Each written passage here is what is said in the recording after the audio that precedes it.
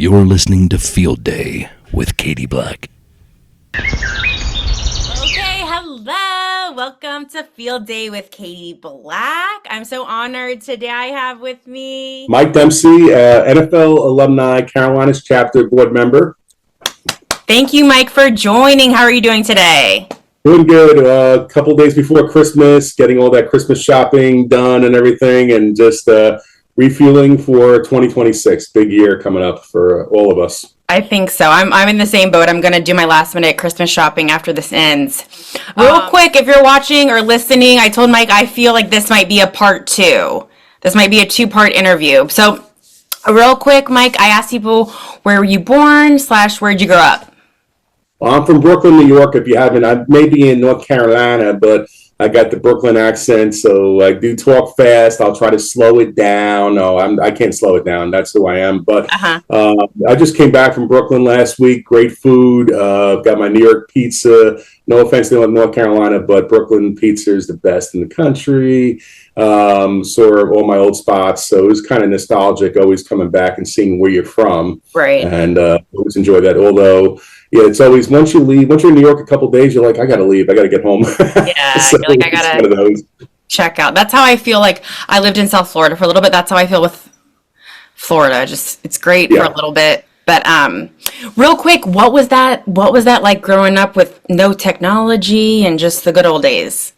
Yeah, I was telling a friend of mine just a half hour ago, we were talking about, grew up very poor, but I didn't think I was poor because my parents raised us as if we had money. We got scholarships to go to camps, like summer camps with the rich kids. Didn't know that. So we were dirt poor. I lived in a 1-bedroom apartment in Flatbush, which is now a nice area now, but back when I grew up there, it wasn't as good. And all those areas, Red Hook and all those nice, cool places in Brooklyn, when I grew up there, wasn't as nice, but my parents never made us feel like we were poor. So we had very humble beginnings, and my evolution from high school football, where played for a great. I just had my high school football reunion last week in New York City, and the guys that I played with, what a diverse group, because it was like a melting pot of you had the Jewish kids that grew up in that neighborhood. You had others who were obviously didn't have the means or financial means to go to. So we had a mix of, it was really like, sometimes I felt like I was a minority going to, so really was different than other, like my wife, for example. She was I don't think they had any minorities where she lived out in West Hampton. And for me, I was a minority in my neighborhood. So I kind of had that melting pot, and I think it just influenced how I live, and football is a brotherhood, so we're all wearing the shoulder pads, and we all dress the same way, and it's nice to see when we all go back, and we got one guy's Asian, Puerto Rican, me Irish, Italian. It's just amazing how we all kind of mixed, and we had the same, and we're still 40 years later talking about 1985, 1986 football games, and it's like Al Bundy, where we embellish our stats and we kind of say 4 touchdowns in a game. No, I'm kidding. But, it's really fun to go back and relive those old times, because it was a simpler time in the 80s. I got to tell you, if you're an 80s child, you would realize that things were very different back then. We didn't have the social media and all the other stuff that I don't know how I would never get through today if I was a kid. Don't know how I would do it. I know it's a, no pun intended, but a different ball game. But so obviously we know you're an athlete, football player, and also found out baseball and boxing. So like, at what age, I usually ask my guests, like, at what age were you like, wow, I'm really good at this, I'm really athletic? I was a better baseball player. I'll get to that, how I found baseball at a later age. So it was really funny. I had to play football full time in high school. My coach wouldn't allow me to play both sports. I actually made my college baseball team in Albany. So I went to I transferred a couple times. I played my freshman year, Boston University. I got hurt. I was a walk-on. I got cut, and I had to go home for a semester. So I went to Baruch College in New York City, no athletic team. But then I went to Albany, Division III school.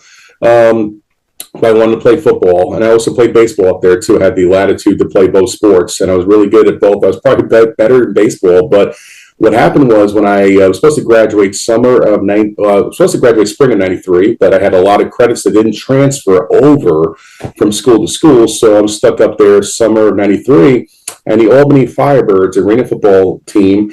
They're practicing at our college, at our field, and I had two guys that went down for the season, ACL injuries, which are very popular amongst football players. I had three myself, two on my right knee, one on my left. Coach called me in the office, said, we have an opening here's the coach for the Albany Firebirds. Do you want to play football? And I had nothing else going on at the college. I said, yes, I was a football player, professional football player in 24 hours. I took the opportunity. It was overnight. Here I am practicing with guys that are twice my size. It was the level of speed when you go from college to professional was what I was overwhelmed by. But playing middle linebacker, and 2 or 3 weeks into the season, I blew up my ACL meniscus, one of the most devastating injuries that I ever had. Thought my career was over.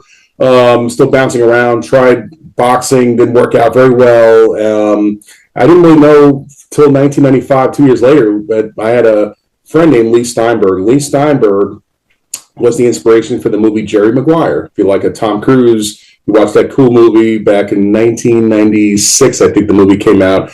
Lee was the super agent for Troy Aikman, Warren Moon, everybody, all the big star football players back then. I was a family friend. I was fortunate enough that he made a phone call. The Buccaneers, Tampa Bay, had given me basically a opportunity. But that 1995 season, Sam Weiss was the head coach. Ended up on the physically unable to perform list because my ACL, they deemed I wasn't able to fully practice yet. So I got the glorified, they called it the PUP squad, where it's called physically unable to perform. So I got to go to the facility every day, but I couldn't dress. It was kind of mentally very frustrating because I wanted to practice. I wanted to be part of the team. I worked out in the weight room, but I couldn't do any other organized physical activities. 1996 comes along. Weiss is on, and they bring in a guy named Tony Dungy. Tony Dungy's a Hall of Fame football coach. And I will tell you that I don't think Coach Dungy and I really had the connection, but it was a guy named Herm Edwards who was the assistant head coach. Herm liked my New York attitude, and I was the first in, last to leave, and I got the opportunity and I was on the practice squad in 1996. Almost had the opportunity to play. I played in preseason, but obviously during the regular season, was going to get called up, and guess what? My left meniscus had a tear. Doing painkillers like everybody else did, but I wasn't doing it through the team. I was doing it through my own Eckerd Pharmacy, I think it was. Oh my God, Eckerd! Yeah, I'm going back old school. Flashback, I didn't do it through the proper protocols, and that got me jammed. Although everybody else was doing the same thing, I'm the one that gets busted. So, make a long story short, I was released. But what they did is they took care of me. After my release, they took care of my apartment for a good year and a half that I had. That was obviously, it was $600 a month back then. Was a lot of money for me. I was a poor kid from Brooklyn. And they helped me with my car leases and everything else. So the Buccaneers, that opportunity, really, they gave back to me when I needed the help. Now, that's why I work for the NFL Alumni chapters now, because I want to get back to who took care of me when I needed the help the most. Now I'm in a position where I'm financially well off, where I could help others. And that's kind of why I flipped. People always ask me, why don't I make any money off the work I do, the NFL Alumni? Because they helped me when I was down. When I had Rose the Rock said he had $7 in his pocket, I had $5. Okay, I feel like it's my obligation to help others and give back to the brotherhood, the people who helped me when I was down. Now, I was fortunate that I was able to live the dream. A couple of years later, I got into corporate, and then I was in Tampa. So I had an opportunity through a guy named Ray Negron, who was a bat boy for the New York Yankees, worked for George Steinbrenner, the owner of the Yankees, and I got to do charity work with the Yankees over many, many years. So Ray still is the guy who did community affairs and all. He raised me with the Yankees for 52 years, and Ray and I have been connected for so long. And I got to live my baseball dream because I started playing in organized games. There was fantasy camps, there was tournaments, there was charitable events as well. And I got to live the baseball dream, wear the Yankee pinstripes. Now, I didn't get paid to play for the Yankees, but I did get to play. I played Old Timers Day. It's on my website. 2015 Father's Day. We did a game for a guy named Brian Doyle, who was a Yankee World Series legend in 1978, and it was got to get a hit against Jeff Nelson, four-time World Series champ. I mean, lived my dream. I did it in front of 15,000 fans. It was one of the coolest experiences to say, I got to play baseball for the New York Yankees. That was my dream as a kid. So football just kind of came on me, where baseball was really the thing I loved the most. Reggie Jackson, Ron Guidry. I'm playing in a game with all my legends I grew up idolizing and watching, and I'm like Joe Pepitone and all these guys. It was just a dream come true. So sometimes dreams come true even when you're 40, 45 years old. So that's good. That's good to hear, even for my wild career run. But going back to like all the injuries, so did you say you kind of like, did I count? Do you have like 5 major injuries? Yeah, let me count. I mean, I had a broken wrist. I got metal plate in my wrist, metal plate in my foot. I got my shoulders were done a couple times, labrum, 2 ACL surgeries on my right, one on my left, a meniscus tear. So yeah, I've been pretty much had every single injury known to mankind. The issue with the first ACL surgery they did when I had the arena football injury was it was called a cadaver graft. A cadaver is basically what it is. It's a dead person's, and they put that in my knee. They were supposed to get me back quicker, but the stability of it wasn't as good. So I wasn't. Took me probably a whole 2 years before I could really cut. A lot of when you're playing linebacker, a lot of it's cut, and not just running straight. And so I was afraid of re-tearing it. I can tell you that mentally, my 40-yard dash time went down a little bit. I think I ran a 5.1. That for some people is good, but when you're playing professional football, you got guys like Derek Brooks and other guys that are running 4.7, 4.8, and you're running a 5.1. Still good in the weight room, but my 40-yard dash, I think it was more mental than physical, because so the injuries definitely had its effect on me. But, that's part of now a lot of guys can get these ACL tears. Patrick Mahomes just got I know his mom very well, Randy, and, he got his ACL tear. He'll probably be back next season playing for the Chiefs. But now they have better, surgeons. Back in my day, you had what you had, I do have to ask with the cadaver surgery. So you're my second athlete that has told me about cadaver surgery. This might sound funny, but I'm being serious. Like taking on someone else's like part of their body. Did you feel any kind of like different vibes from that? Yeah, it does kind of feel kind of weird when they told me. I didn't understand what it was until after the surgery. I'm like, okay, because I know the other option was to take a graft from my hamstring and put it into my knee. And that just seemed weird. Okay, you're going to take my hamstring, it's going to be my knee. Like, it didn't sound something that I said, yeah, I'll go with the cadaver, not understanding it's really somebody's, my friend Bernie Kosar, who played for the Cleveland Browns, just had a liver transplant. And I asked him after the surgery, he could save his life, about a month ago.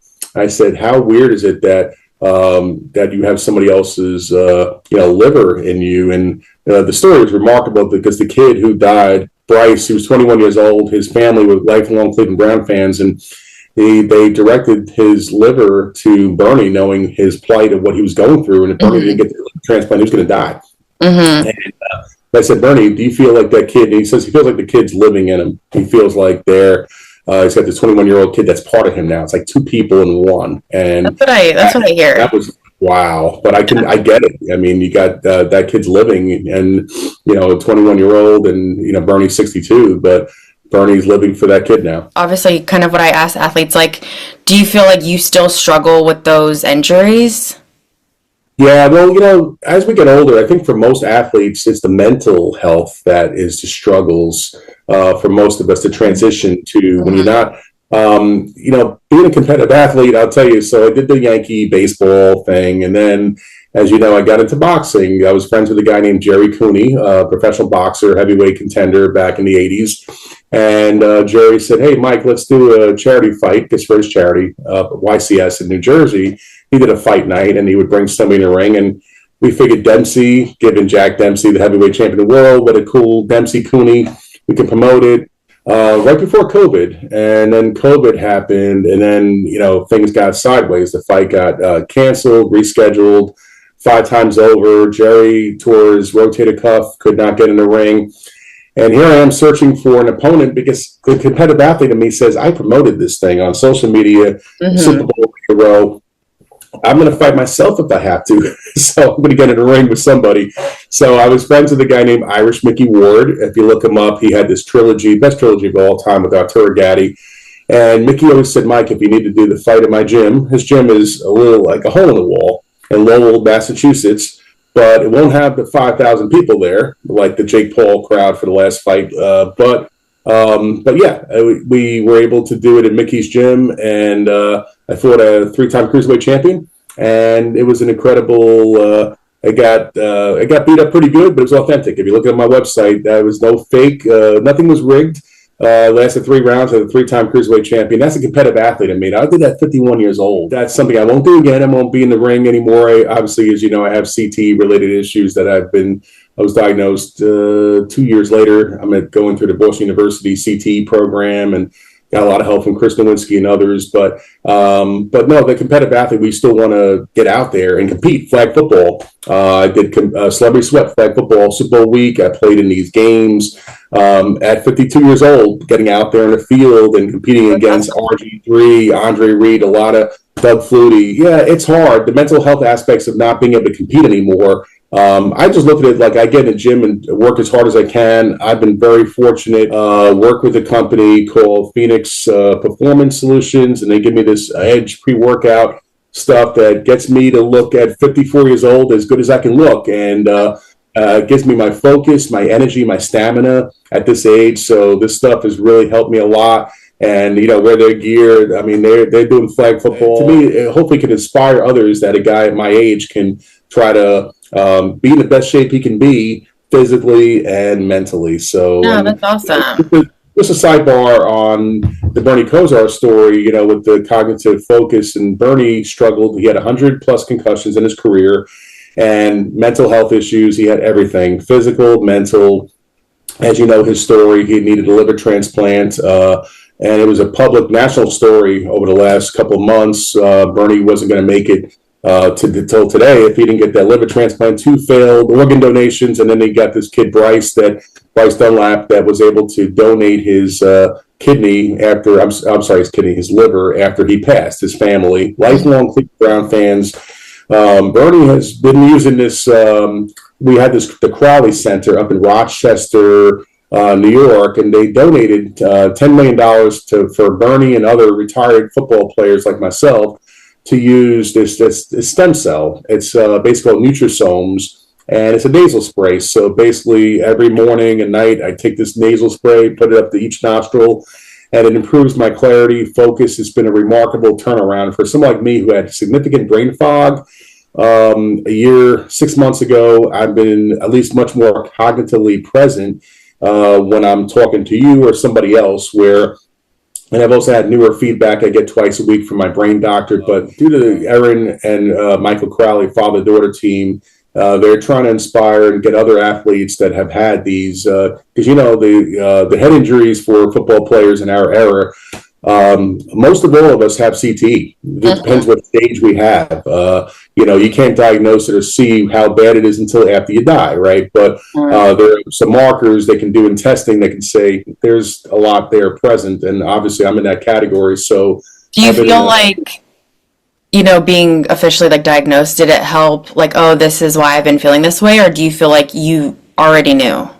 It started 2.5 years ago. I played flag football in a game in New Zealand, Auckland, New Zealand, for the NFL alumni. We were promoting flag football, which we embrace as a sport now. NFL promotes it now. And instead of coaching like I should have done, I played. I had to play, get one more time on the field. I got injured in the game. I got hit in the metal bench, knocked out. I was maybe unconscious for maybe 30 seconds or less. I don't think it was that long. Thought I was fine. Got home on that flight from Auckland to LA was the first leg. I was fine on that longer flight. I was okay. Then LA to Denver was I started having some issues, you know, nausea and other stuff. I was with my daughter. It was a very tough flight. Then it was the Denver to Raleigh flight where I really, and about a week later, I started having vertigo. The vertigo started getting brain fog, forgetting stuff. Couldn't find my car in the airport. I couldn't find my car in a garage. I had like a lot of short-term memory loss stuff. So I reached out to Chris Nowinski. he got me help, and thankfully, that was the journey I took to getting to finding things like Bernie Kosar's friends who were helping me with this. So I've gone through every single possible solution, and everyone's got to find their own journey, what's going to help them. So I just got back in the gym, try to get myself physically good, but the mental side of it was tougher. And now the brain fog, I still have issues. I'd be lying if I said I don't wake up some days where I can't function. I don't have chronic fatigue, but most days I'm feeling at least better. That I can at least get live a normal life where my daughters are 23 and 20. So I travel a lot with my girls. I do need some help from my younger daughters, like kind of like my caretaker when I go on trips to Italy. She navigates a lot of things for me that I just can't multitask as well as I used to. So I know I've slowed down a bit, my brain, but I'm trying to, you can't reverse the effects of what damage has already been there, but you can stop the progression of it. That's what my brain doctor has said. We can't stop the damage, what's already occurred in your brain. And he's done all these brain scans on me. He has all the scientific data, but we can stop the progression of it. And that's what the neurofeedback is doing for me. And I could watch a TV show. I could go through it. Like I used to watch Seinfeld. I couldn't get through a Seinfeld episode a year ago. Now I could watch a half-hour show. Started watching Law and Order just recently. I can get through Law and Order now. Just a progression. I can't get through a movie yet. Maybe by next year I could watch a whole 2-hour movie without having those attention or focus issues. So one step at a time, but I'm blessed to have a lot of great friends. I can tell you the theme of what I'll tell you is you got to find your helpers in life. I've had a lot of helpers who have helped me, and mentioned Lee Steinberg back in 1995, and Bernie Kosar, Chris Nowinski, a lot of people who have helped me during my setbacks. My setbacks have become comebacks because of the helpers. So you always got to reach out and say, I need help, because all of us tough guys from Brooklyn, we think we can solve world hunger. We can fix everything in life. And I've learned as you get older, you need your friends to help you. And I've been very blessed to have a great network of people who care. Yeah, it sounds like community. That's awesome. Well, I appreciate you sharing all those things. Yeah, I mean that. Well, it just sounds like, again, I'm still in the shallow end with getting to know athletes, but that seems to kind of be a common theme. I can tell your viewers, the piece that people don't remember Mike Dempsey's football career, because it was very short, what they call NFL not for long. That's the acronym we make fun of. But, I was in 9/11 World Trade Center. I was working for Credit Suisse First Boston. I was injured. My story's been documented so many times on media. So if you Google my name, and you'll kind of learn about what happened to me that day. I was hospitalized for 3 or 4 days in NYU downtown Beekman and Mercy Medical Center and Rockville Center. Had a pretty fractured skull, internal bleeding. I was injured when the second plane hit. I was trampled by people coming out on Liberty and Greenwich Street on the street level. And it was an incredible, unfortunate story that transformed my life. The person I was before 9/11 is different than I was after 9/11. And then I had the infamy, probably because I traveled too much. I got to tell you, Katie, Mike Dempsey never stops traveling. So happened to be in Las Vegas early October of 2017. My best friend growing up is a guy named Brett Raymer from a show called Tanked on Animal Planet. And I used to help Brett get celebrities for his show. And he built aquariums for celebrities. And I had this, so I was out there filming a show for him because I wanted to be on TV. I wanted to be on Brett's show. Well, and I was going to Scott Baio's golf outing the next day in Los Angeles. So Las Vegas was a layover to get to LA. And I don't follow country music, okay? I'm a rock and roll guy. I'm a Bruce Springsteen, Tom Petty kind of dude. I don't really know any country. And I will say, we've only got a minute left, but there's a part 2 coming. But continue. I want to go till they cut us. Yeah, absolutely. I'll just say real quick is I was there at the site of the Vegas shooting, and it blew me up in many ways. Triggers, mental health setbacks, but I've come full circle back mentally as well. And that's the theme, is the setbacks can become comebacks. And anybody who has, you get knocked down, like Rocky, you get back up again. And that's kind of how I live my life. My website, you'll see a picture of me, Sylvester Stallone. And that's what I try to embrace, is being the best version of yourself. And don't let the setbacks keep you down. Just keep getting back up again one more round. So. What a story. Well, we'll dive more into that on the second piece. But it sounds like also, too, you're would be a great mentor to other young men. I try to pay forward. That's what I've been doing with the NFL alumni chapters, is pay forward to others so that these young guys that come out of the league can have a second chance at life, rebuild themselves.